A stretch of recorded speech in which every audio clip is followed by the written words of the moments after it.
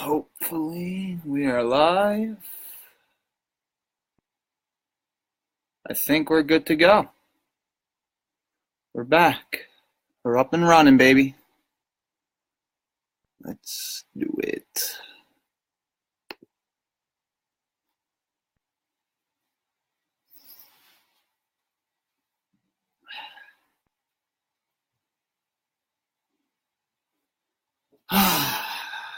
Hello. Welcome back, everybody. Our latest live event here at the lovely LRT studio. Switched up the tablecloth on you guys. We like to keep you guessing, keeping it fresh. Just get it up on my phone here so I can see all your questions, your comments.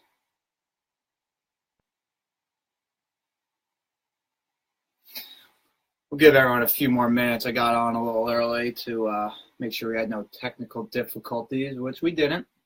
Smooth operation over here.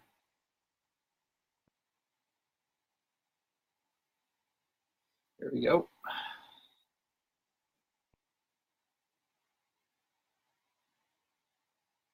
All right. All right, how's everyone doing tonight? It is just about 7 o'clock, so I'll get going in a minute. But before I start, as always, I want to talk to you guys about our website, the bread and butter of locker room talk. We have thousands of coach ratings from every college across the country, from Division I, Division II, Division III, NAIA, and junior colleges, which is why you're here tonight, to learn all about junior colleges, going to a PG year, break down that for you guys every possible way, give you all the information you need to know about what it means, how to apply, some misconceptions about it, and a whole lot more. We'll get into that in a few minutes, but first, click on the link in this video description. It'll take you right to lockerroomtalk.com, the one that says /JUCO Live, bring you to thousands upon thousands of free college coach ratings. Go on there, find the coach for you. The recruiting process, as you know, if you're watching this, whether you already went through it or you're going through it right now, it's stressful, it's hard, it's not easy, and we're here to make it easy for you. Go on, find your coach. We have college coach ratings from, like I said, Division I, Division II, Division III, every sport you can imagine, every school you can imagine. The best part is it's completely free. As well, we have thousands of coach Q&As. We ask college coaches what they look for in a recruit, how to get on their radar, what they think of social media, what they think of highlight tapes, everything. So go check that out. If you have any questions about anything on our site, you can email us at info@lockerroomtalk.com. If you want to learn more about our site or more about our company, follow us on social media. If you're watching this, you obviously know we have a Facebook. We also have an Instagram @LockerRoomTalk, a Twitter @LRT Sports, a YouTube page. We have a Pinterest. We got it all. So make sure you're following us across the board to see all of our content, our great content that we produce, our wonderful interns produce, a lot of great stuff. But so while it looks like it's time to get going. We got some people flowing in. So as always, I'm your host, Nick Petrella. We're here again at lovely LRT Studios for our latest live event. Today, I'm talking to you about JUCO, PGs, and everything that you need to know about it. For a brief rundown of what I'm going to go through, I'll be talking to you what it means to attend a JUCO or to do a PG year, tell you why some people take this route, maybe why you should take this route, tell you how to go about applying to JUCOs or to a prep school, a boarding school for a PG year, go over some common misconceptions that some people seem to have about JUCOs and a PG year, and then towards the end we'll kind of have a little fun with it. I'll just list off some very, very famous, very successful athletes who have attended a junior college. So let's get going. What does it mean to attend a JUCO? So JUCO, as I'm sure you know, is short for junior college. JUCO is, I guess, what all the cool kids are saying. Makes it easier to type, easier to say. It's 2017. We're all about efficiency nowadays. So it's short for junior college, and it typically refers to someone who goes to a 2-year school initially to earn an associate's degree and then transfer into a 4-year college, and then they will still have 2 years of eligibility left. And a PG stands for postgraduate year, and it's when a student who has already graduated high school will attend a prep or boarding school for 1 year before then attending college. PG, postgrad, makes sense. And again, if you guys have any questions as I go through anything, please throw them in the comments. I'll get to every question. If I already went over something that you ask, I'll get to it at the end. Or if I know that I'm going to be talking about the subject of your question on, I will wait until I get there before I answer. So don't think I'm ignoring you. I will get to everyone's questions, everyone's comments. Don't worry. And so since I just went over what it means, like what those two things mean, let's go over why people will attend. Let's start with a junior college. And it kind of gives athletes time to develop. If you graduate high school and you don't think you're ready for the NCAA, it'll give you 1 year if you do PG or a couple of years if you do take the JUCO route, and it'll let you get bigger, faster, stronger, and then look better in the eyes of college coaches. You know, if you're a football player and you just know you're not big enough to really compete at the level you want to at the NCAA, take a year of PG where you just work out nonstop, get bigger, get stronger, work on your craft, work on everything related to your sport. Dedicate 1 full year to that. Well, obviously you do have to go to class, but the main goal would then to be to get better at your sport, and then it'll help you look better in the eyes of college coaches. They look at a PG recruit the same as they do a high school senior, because they know, okay, once they get to my school, they'll have 4 years of eligibility. If they look at a JUCO student, they know that they won't have those 4 years of eligibility, but those 2 years that the student or the student athlete worked at their sport, got better, got stronger at the junior college level, they know that those 2 years that student has left at their school will be worth it. And if you need more time to improve your grades, the JUCO route or the PG route is a great way to go. Like we've talked about before on these live videos, and we have many blogs on our website about at lockerroomtalk.com. The NCAA has academic eligibility standards. If you don't reach those standards out of high school, rather than, saying, oh, I'm out of luck, I can't go, or I can't play at the NCAA level, that's not true. You could go take a PG year, finish the courses you need to take, get those grades up, look better in the eyes of the admissions office at these colleges, and get NCAA eligible. Or if you want to go to a school that has very high academic standards and you're just not there yet out of high school, this gives you more time to get better grades at a junior college or get better grades at a boarding school during your PG year to then get over that hump, get over that hurdle, and get into the school of your dreams. And then why else would you want to do this? Some people simply aren't ready for college out of high school. It's a big leap, especially if you're going to a college where you are living on campus or living there, meaning you're not commuting.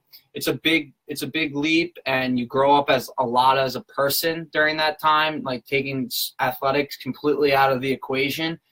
It's a really life-changing experience, and it could be scary for a lot of people, especially if you're 17 years old, 18 years old. It's a scary proposition. Sometimes you just think, I'm not ready to do that. Go to a junior college near home for a couple of years where you commute there, grow as a person, and then you're ready to go to that 4-year institution where maybe you still commute from home, but maybe you decide, all right, I want to go somewhere where I could be off on my own, live on my own, which is it's a huge part of the college experience. Or maybe you just want 1 year to, again, grow as a person. A PG year, if you go to a boarding school, is a lot of ways like college. Obviously, there's a lot more rules. There's curfews and things of that nature, but you're on your own. You're not living at home with your parents, with your guardians, so you're still somewhat on your own. So it's a good experience to help you grow. Perfect. Brian Soso asks, does JUCO eligibility affect NCAA eligibility? So I was actually just about to get into this. Yes and no. So if you go to a junior college for 2 years, let's say you play sports for 2 years, and then you transfer to an NCAA school, then yes, you only have 2 years of eligibility left. But ways that it could almost benefit you eligibility-wise, if let's say you go to an NCAA school and you want to transfer, but you don't want to, and if you transfer, as I'm sure you might know, if not, there's information on the NCAA website all about transferring rules, as well as our website, lockerroomtalk.com. But let's say you transfer from a Division I school to another Division I school. Normally, you would have to sit out 1 year. You can't play for one season until after you transfer. But if you transfer to a junior college, play there for a year, and then transfer back to an NCAA Division I school, you will be able to play right away. You won't have to sit out a year. Whereas if you went from NCAA school to NCAA school, you have to sit out a year. So yes, it does affect your eligibility. You will lose years of eligibility. You can't play at a junior college for 2 years, then go to NCAA school and play for 4. But there are ways where it could benefit you instead of going to a Division I school, then having to sit out a year. While you don't lose that year of eligibility, it is, it's a year off from competing. Every athlete in college loves to compete, or else you wouldn't be playing in the first place. So a way to keep that competition level up, keep playing, keep getting better, is to transfer to a junior college, play there for a year, and then transfer to another NCAA school. Great question, Brian. Thank you. And so then another reason why you might do this is the level of competition at a boarding school, and especially at a junior college, will most likely be higher than what you saw in high school. That's obviously not always the case, but just a way to get competition that's a little bit higher than what you're used to. It'll teach you a lot about yourself as an athlete. It'll let college coaches know, like, hey, okay, this kid can compete at the junior college level. He wasn't just shining in high school because of lower levels of competition. So it's just a good way to build your resume more, your athletic and academic resume. All great reasons why you might want to attend a junior college or a PG year. Brian has another question. He asked, what if you switch sports? So, meaning if you transfer schools and decide, all right, instead of playing soccer, I'm going to start playing lacrosse, whatever it may be. That's a great question. And to be honest, I would have to look that up for you. As soon as this is over, I'll look that up and I can comment right back to you and let you know. So if you're watching this and you want to know that answer, please just come back into this video a half hour. We'll have the answer right there for you. I obviously don't want to give you any wrong information. So before I do, I'll just double check and let you know about that as soon as possible. Thank you again for the question. And so we went through what it means to go to a junior college or to do a PG year. Went over a few reasons why it might benefit you, why you might want to go this route. And so now let's go into how to find these schools. And one piece of advice that I'd like to say is that it's just looking for an opportunity to play at a junior college or to do a PG year. It's very similar to the normal recruiting process. I mean, junior colleges, you have these coaches and these schools that are recruiting you, just like NCAA schools do. A lot of times they might have more walk-on tryouts and things like that, but there are coaches there that are trying to win, trying to field the best team possible.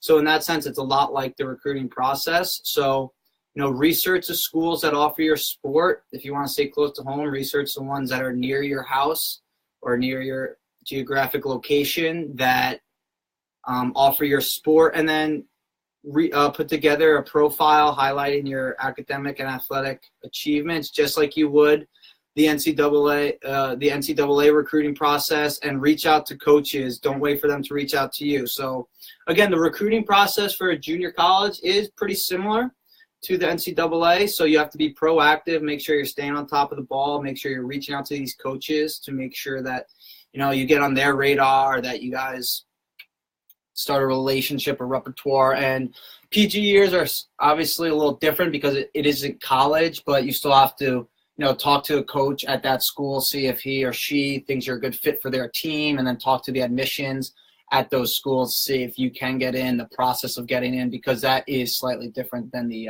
NCAA.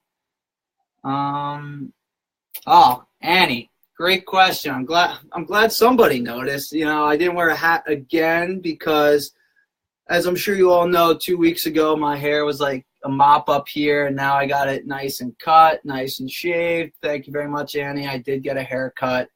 Shout out to Mr. Nix in West Sable. That's a free ad for you right there. And so now let's go over some common misconceptions about mainly junior college, because I don't think a lot of people might not know what a PG year is. And junior college, from the people I've talked to, researching for this Facebook Live and just talking to athletes throughout the years, as a college athlete myself and as someone working with locker room talk, some people think that students will go to junior college because they're not smart enough for an NCAA school or a 4-year school, and they just get bad grades, so they just go there. And that's not the case at all. Sure, some kids go there because they don't get good enough grades for the NCAA, but that's not always the case, and it shouldn't be the case. Junior college provides, like I said, great opportunities for these student athletes to help them grow as people, grow as athletes, and just and students. And sometimes an athlete will decide to enroll at a junior college simply because they're not being recruited by any Division I colleges at the time, and that's a big goal of theirs. I want to play D1. I want to play D1. All right, I graduate high school. Maybe I'm not there yet. Let me go to a junior college for 2 years. Like I said earlier, just work your tail off at your sport, work your tail off in the classroom so you could get recruited by these dream schools, get recruited by the big-time Division I schools. A lot of athletes, like I'll go over in a little bit, a lot of big-time athletes have done that. They weren't ready, whether it was academically or athletically, to go to a 4-year institution out of high school, so they took the junior college route, and it obviously worked out for them. And as a junior college athlete, these athletes can prove their worth by playing the sport of their choice, and if they excel at it, Division I coaches, like I said, they don't look at you and say, oh, well, he's at a junior college, I hold him at a lower standard than a high school athlete. If you're good enough to play at a Division I level, or good enough to play at whatever school you're interested in, if you're a junior college student, a coach will absolutely be interested in you, absolutely recruit you. It's not held as a negative against you. So that's another common misconception, is that if you think that going to a junior college is going to hurt your chances at playing a 4-year school, it's completely wrong. There's a lot of really, like, you'll see famous and successful athletes that have gone the junior college route. All right. Oh, we got some questions here. All right. Chandler asks, if you know what Division I program conference you'd eventually like to transfer to, should you make it a point in the recruiting process to ask JUCO coaches if they have good connections with the D1 coach or within the conference? Great question. I would say absolutely. If you have your sights set at a certain school or a certain conference, and you want to set yourself up best to eventually playing there down the road, talk to these junior college coaches. Much like high school coaches, they are connected with many NCAA coaches, and for the most part, probably more so than a high school coach. But if they have a personal relationship with the coach that you want to go play for down the road, that can only help you. If you go there, work your tail off for that coach, and they'll have nothing but great things to say to you, to the coach in a conference that you want to go to or the school you want to go to. Of course, it's going to be a benefit. It's going to be a leg up. College coaches love to rely on people that they know to help them in the recruiting process, because it is a very tricky process for them as well to gauge a student athlete in the however many months it is that they watch them play or communicate with them. If they could go to a junior college coach that they know is reliable, know is trustworthy, and they say, hey, I've had this athlete who's played for me for 2 years, I think he or she will be a great fit for your program, it's an absolute leg up and something you should definitely consider if you do have something like that in your sights heading into junior college.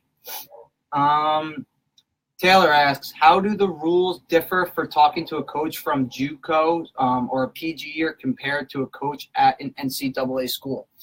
Another great question. So obviously, if it's a junior college or a postgraduate school, they don't have to follow the NCAA recruiting guidelines, which are very strict, and there are so many rules that they're hard to all name right now. The junior colleges and postgraduate coaches are held to a different set of standards.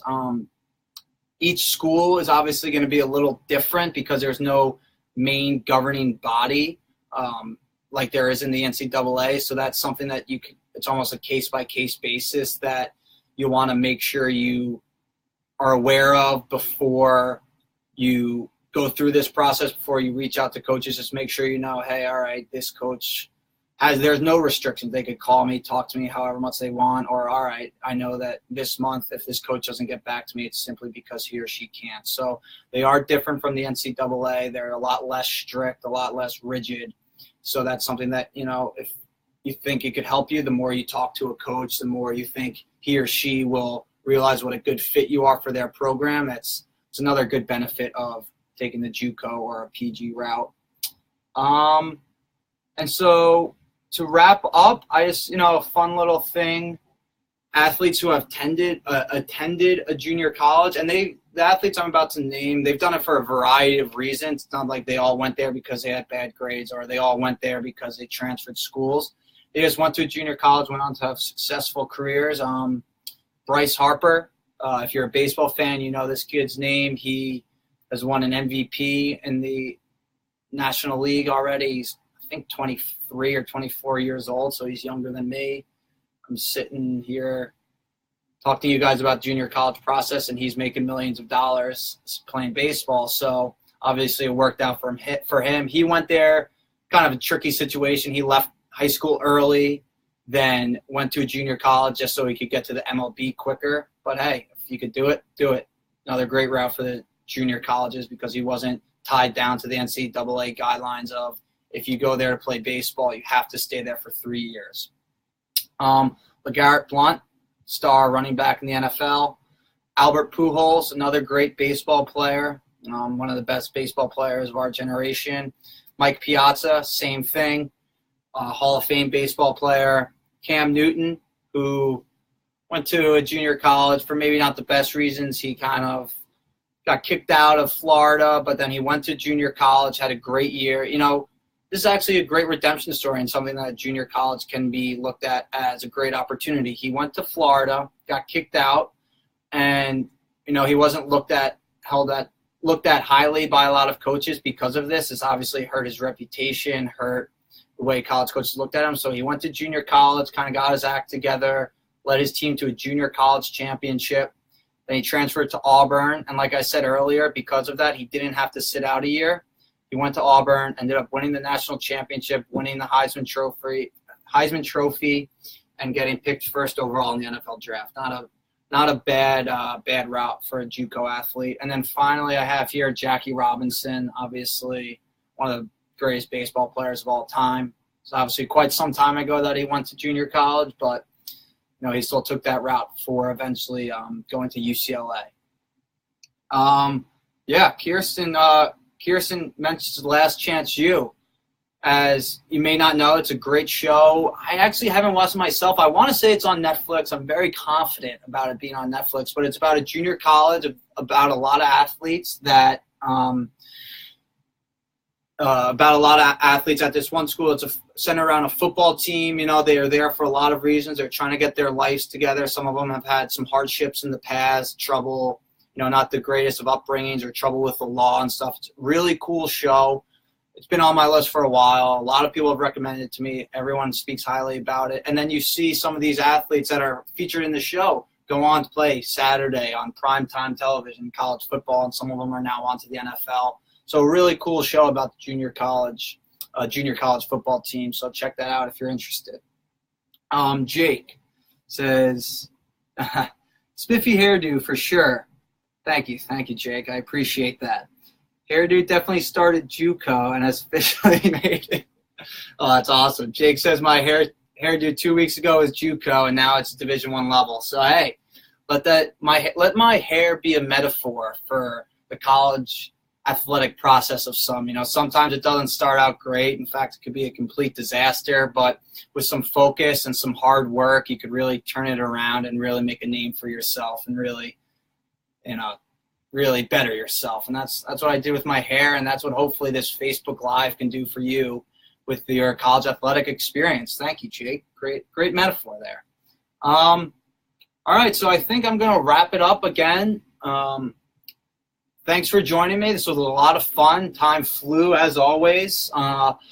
We'll be back 2 weeks from tonight, 7 p.m., November 2nd. Again, if you didn't get your question in time or a question pops up later, if you're not watching at the moment, just leave it in the comments. We'll get back to you. I will get back to Brian. I will make sure to answer that question as soon as possible. Visit lockerroomtalk.com. We got a link right in the, I want to say it's above me, maybe to the left, right, down. We got a link right in the description of this video. Take you to our site, view thousands of college coach ratings, hundreds of blogs, probably thousands of blogs, thousands of coach Q&As, talks all about the recruiting process, help you find your coach. Please, if you're a college athlete, former or current, go on there, rate your coach. Tell everyone how much you love them, love her. Help them get recruits. Help them keep building their program by going on and rating their coach, leaving 5-star reviews, whatever you feel.